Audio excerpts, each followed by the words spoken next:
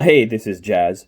So I'm recording this video for my virtual assistants, um, just basically going through the property lead sheet, the script, which is also combined into one. So property lead sheet has the script in it.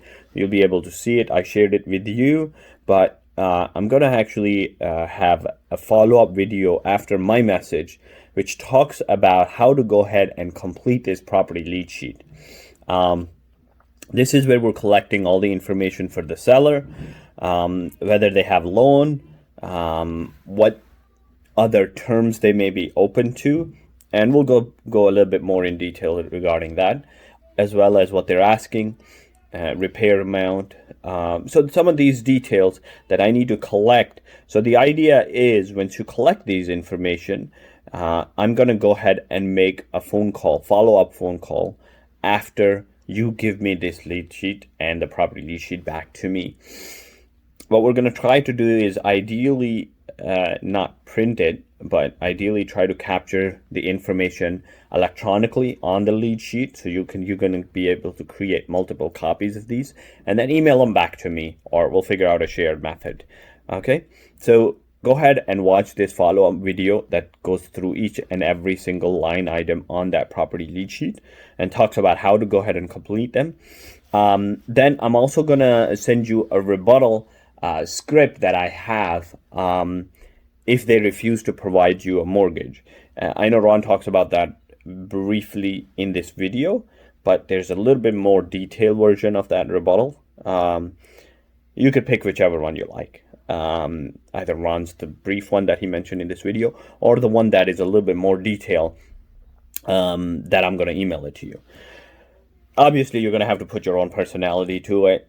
Everyone who is making calls is going to be different. You might have a different methods or approach to this, but if you stick to the script and ask these questions, it's a very simple, straightforward call. Majority of these calls that we're going to be making are people that already have houses out for sale. So they're already expecting calls, or they're in a need and they need, some assistance or help. Okay, so that's why we're making the call. 3 attempts, ideally. We get them on the phone and we get this completed and then move on. I might in the future be able to expand the virtual assistant services to add a little bit more. For example, not only just completing this lead sheet, but also to do a little bit of a follow-up closing call to maybe set up an appointment. But that depends on their answers, a yes or no. But we'll probably have to take those baby steps and get to that later on. But once I do that, we'll probably create a separate video and a separate process of how to do that and come to that. All right, go ahead and watch this follow-up video, and then we can connect on how, if you have any questions on this lead sheet, if there's anything that we need to address before you start making calls. What we'll probably do is we probably do a little bit of a practice session, maybe do a couple of sessions where you read the script and I put out the responses, or I read the script and you do the responses, and we go from there. Okay, thanks. Talk soon. Hi everybody, this is Ron LeGrand, and I'm going to go through my property information sheet here. And I'm doing this for all real estate investors to make sure that we're clear on how to get this form filled out, because this is the heartbeat of our business right here. This is the form that comes into us usually through our virtual assistants, and it helps us determine whether we have a suspect or a prospect or any reason to call back the seller in these cases. Without this form, we have no leads. With this form completely filled out, then we have the proper leads to move us forward to get to turn into deals. With this form improperly filled out, we have really nothing but an improperly filled out form. So if you are the real estate investor or the person assigned to make these calls, let me go through this step by step to make sure you know exactly what we need and why we need it. This is the sheet where we collect all the information. Usually our virtual assistants make these calls to ads that are on the internet, on Craigslist, on all the local for sale by owner sites, as well as in the print magazines, like your local newspaper, your regional papers, and wherever you can get people that are advertising that their house is for sale.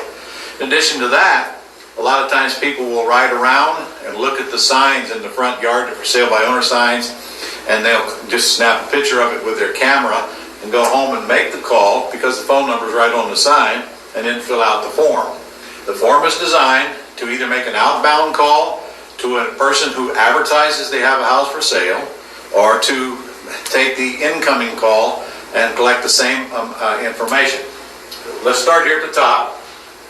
I've designed this so the student puts their name on it. Sometimes we have a class and we have the students bring these to class, and that's for them so that we recognize who the deal belongs to, because we process a lot of them in class. I want the owner's name up here and the owner's cell phone and the evening phone, because yes, people still do have home phones, and if we can't reach them on one, we want to get them on the other. It's always good that we capture the source of where the call came from, so we'll know what advertising is working, so that if you're making an outbound call, put the publication, put Craigslist, put the newspaper or whatever right there. Of course, the date, and then obviously we have to have the address in the city, and I like the area of town that the property is located in. I know that in Jacksonville, Florida, where I live, if you tell me the area of town, south side, north side, east side, west side, or whatever, then I'll instantly know approximately where the house is, and that'll tell me whether I'm real interested or just totally not interested sometimes. Over here, now here's where you see the stars. Wherever you see a star, it is critical that we get the information. If you see a star and we do not get that blank filled in, then this sheet is worthless. Without these stars filled in, we got no place to go, except somebody's got to get on the telephone, call the seller back, and get the information filled in, because we can't process the lead. We're starting right here with asking price. You must ask the seller, what are you asking for the house? And if you get a flack on that, you got to keep asking them, what are you asking for the house? Sometimes the seller will say, I don't know, come on out and make me an offer. I can't come out and make you an offer. My boss can't come make you an offer till we know what you're asking. What are you asking for the house? And you have to keep pushing on that until you get an answer. And then if you just can't get an answer, well, okay, how about $1? And of course they'll say, no, I got to have at least blank, and now you got your answer. But you cannot, this thing is not going to be of any value to the person that asks you to make these calls unless you find out what the asking price is. Normally you have no problem with that at all. Now the seller, I want to know the seller's estimated value. In other words, what do you think the house would appraise for if we had it appraised? Let them tell you what they think it's worth, and that blank must be filled in. Now the next one down here is not necessarily for the virtual assistant to ask, but either the virtual assistant or the real estate investor has to go do a little bit of work and find some comps or some comparable sales on the property, so that we'll know whether the seller's asking too much or too little based on what we think the property's worth. So you real estate investors, that might be up to you, or you can train your virtual assistants on what sites to go on to and spend a little time with them to let them bring you the top 2 or 3 comps that they can find. Sites like Zillow.com, for example. So again, this line you need, but it may not be done by your VA. That's entirely up to the investors. So got to have the asking price and got to have the seller's estimated value. Now, you'll notice this oblong block here. This is pretty important stuff, because we can't go anywhere if that blank is not filled in. Now this is the information about the loan. Notice the star. I must have the loan amount. Cannot do anything without the loan amount. This is a totally worthless piece of information without that filled in. I don't much care about the lender, but if they know it, get it. I don't much care about the rate, but if they know it, get it. But I am very critical about the payment. So the 2 most important numbers on here are the loan amount and the payment. I can't do anything without them. So you have to keep pressing until you get that answer. Now sometimes they'll say, well, we don't think that's any of your business. Well, there's a script that your real estate investor can provide to you that'll overcome that objection. And wouldn't do any good for me to repeat it here now, but it's in the system where this property information sheet came from. And it goes something like, well, listen, sometimes I pay cash, and sometimes we take over debt, sometimes we lease purchase. but to do any of the above. I must know what's owed on the house to determine whether what I would be interested in purchasing it or not. So that's the long and the short of it. What do you owe? And if you cannot get an... I will get you that mortgage rebuttal script in a separate document. Okay? Thanks.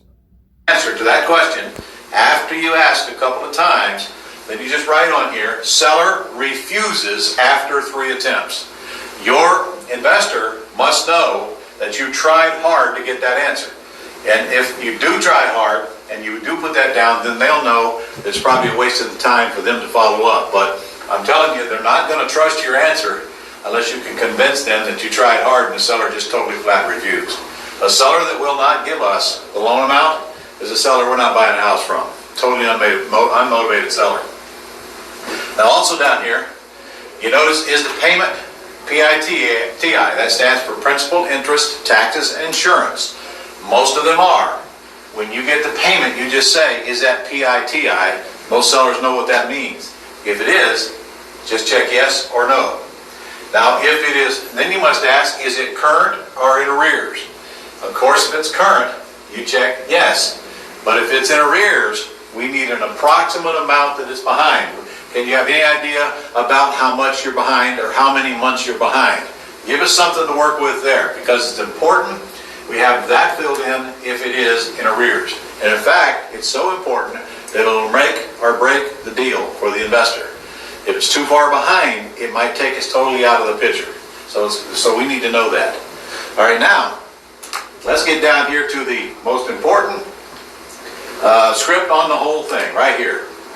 These center sections right here are the determining factor as to whether the investor is going to do anything with this prospect or not. So let's take a look at it. It says right here, is the house free and clear? That means if the seller has told you up here that there's no mortgage on the house, then and only then do you ask this question. And the question is, will you consider asking monthly payments for your equity? If, regardless of whether their answer is yes or no, it must be circled here. See, it says circle 1. It doesn't say circle 1 if you feel like it. It doesn't say circle 1 if the mood strikes you. It says circle 1. If the house is free and clear, this lead is worthless unless you circle yes or no right there. Please do. So we have made a little bit of an update to the script that I'm going to send you. Now there'll be only 2 boxes instead of 3 boxes in this script that you see. So there's a slight variation, but it's still good the way Ron's explaining it. Let's go through it, and then once you get the script, I'll explain to you a little bit in detail as to what the variation is. Not circle it just to be circling it. Your investor wants to know if the seller has interest in taking monthly payments or not, and it's a very important piece of information for them. So if it says no, you will notice that it asks you to go right here where it says if no. If they say yes, you go down here to the yes column and say, okay, I'll have my boss call you back and find out what time would be good to call. And you're done. And you're done.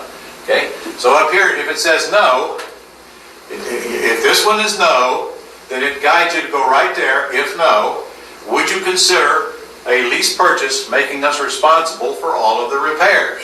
Okay? If they say no, then you circle no and you drop down to here. So you're saying if you don't get full price and all cash, you won't sell. Now, and so we want a yes or no there. If it is a yes, we know that this is a waste of the investor's time and they won't even bother with them. So to recapture here, if I get a yes, they would consider owner financing. That's a hot deal. If I get a yes, they would consider a lease purchase. That's a hot deal. If I get a no, I want to know that you've asked this question. So you're saying if you don't get full price then, and all cash, you won't sell? And if that's a yes, then we know this is totally out of the picture. So, and down here you can see that it says also, okay, I understand that, but it wouldn't make sense for us. That's assuming that they say yes to this right here. So you're saying if you don't get full price and all cash, you won't sell? Yes? Okay, I understand, but that wouldn't make sense for us. Thanks, and you're done. If they say no here now, okay, well, I'll have my boss call to discuss several ways we can buy your house. So this script, just study it a little bit, and you'll see that it flows very nicely if you look at it and practice a little bit. Again, what we're looking for is a yes or a no here, and of course your investor is going to like the yeses, or a yes and no on the lease option question. Now, let's go back here for a minute. Up here, if there's a mortgage amount, which there usually is, in fact, about 30% of the houses out there today are free and clear, the rest of them have a mortgage on them. So if it's got a mortgage here, this says if there's a mortgage on the house, you start here. If there's a mortgage here, you totally ignore this block and you go right to here.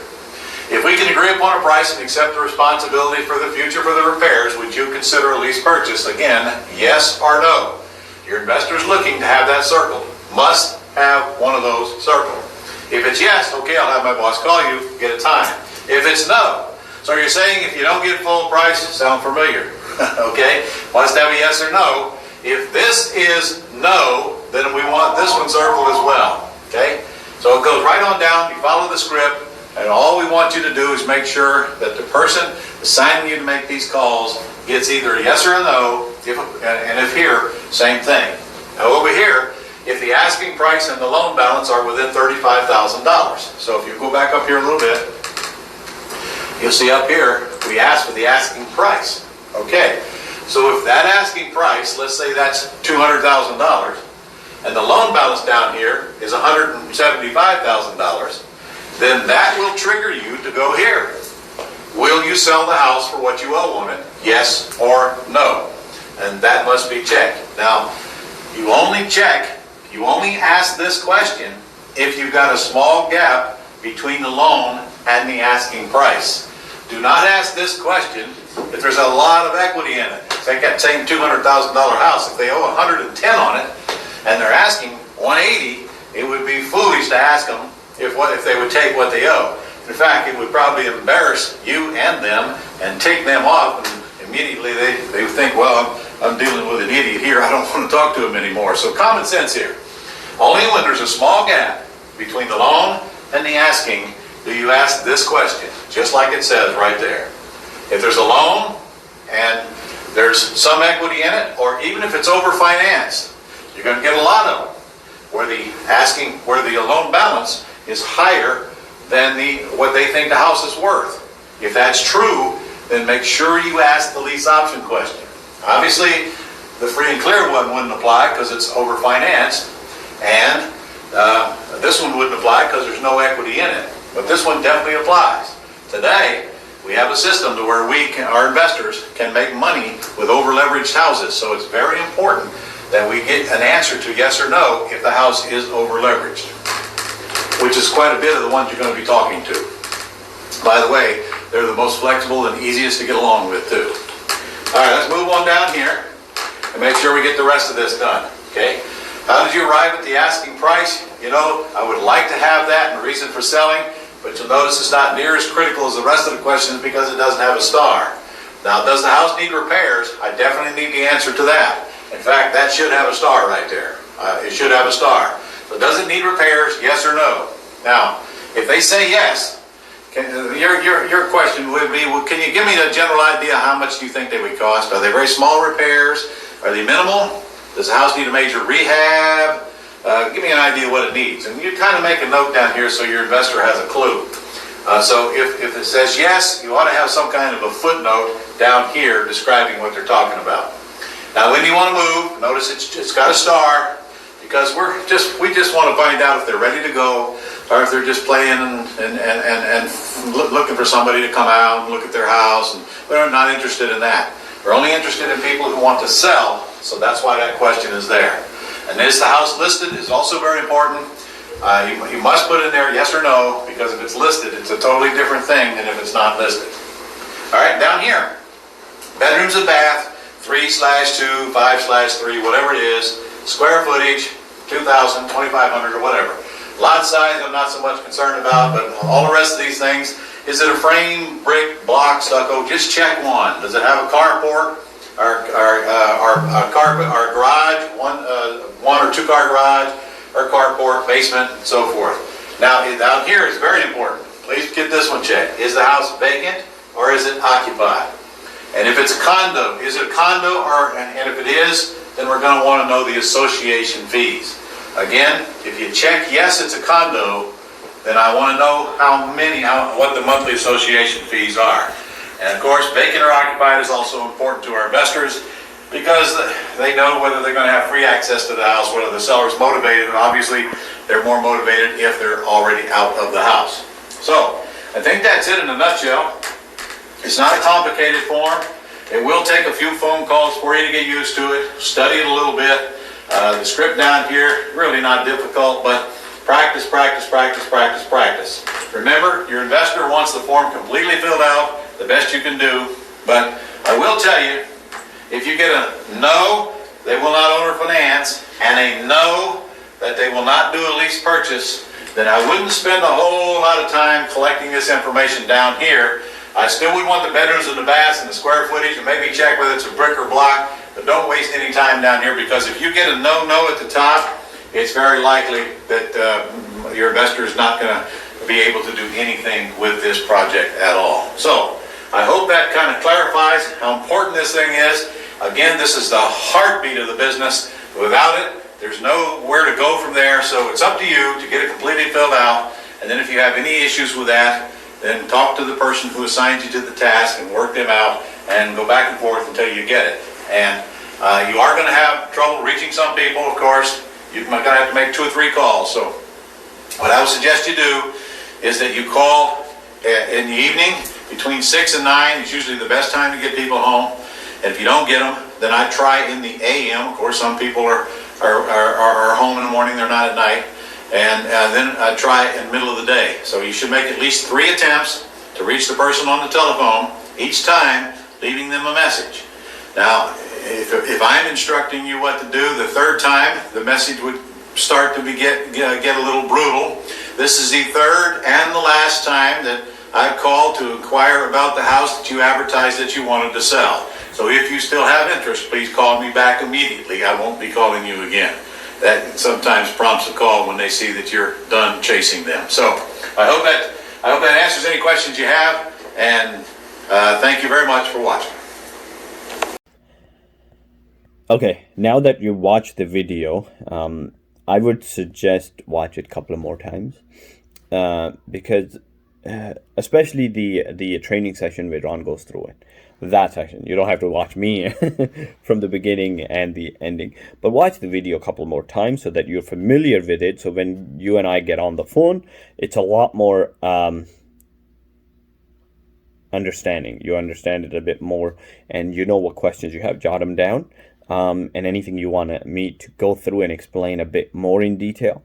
Now, I think I did mention in the video, a little bit of my voice over Ron's video was that the lead property sheet has been updated slightly, especially in the middle section, where now instead of 3 boxes, there's 2 boxes, and you'll see that in your spreadsheet, in your lead sheet. And then also on the top, there's a couple more things that I got added, which is our comps, which we either take from Real Estate ABC, ideally, or Zillow.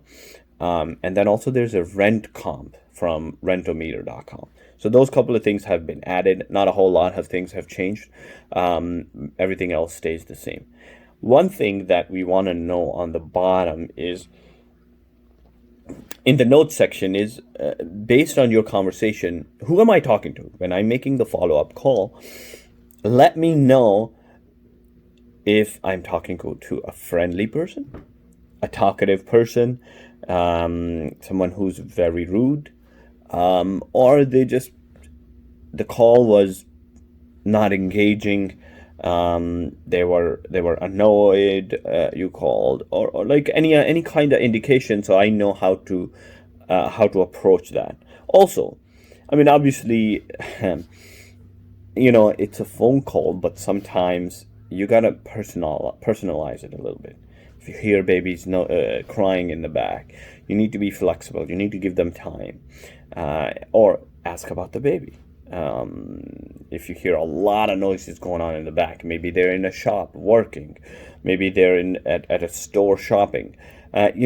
Sometimes it might not be a good idea to continue that call. Maybe you want to delay it for later on. But if that is the scenario that had happened, let me know. Okay, if they had a death in the family, if it's a probate. Probate is basically if they died and the property have transferred to them, and they're basically are acquiring that property. Those kind of things are helpful for me to understand, and then when I follow up, I know a little bit more about that. But it could be just very simple, straightforward, one line item.